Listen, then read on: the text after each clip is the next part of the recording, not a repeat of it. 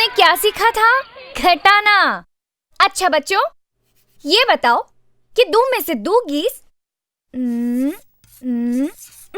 तक कत का बचीस? करीना, तुम बताओ। का बोला था दीदी, मोला समझ नहीं आते। अरे बाबा, दो में से दो गए तो कितने बचे?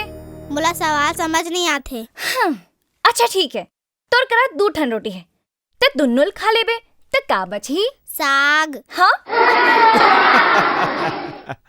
अरे 2 में से 2 नहीं, 4 में से 3 गीस कतका बाचिस? हाँ। अच्छा बच्चों, तुम जाओ आए।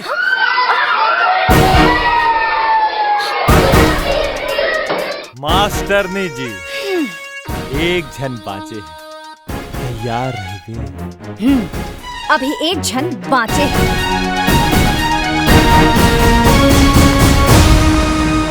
अब का हो ही रूपा, मोला ओकर नियत ह ठीक नहीं लागा थे। पता नहीं वो तोर से का मांग ली, यही सोच के तुम एकदम घबरावत हो।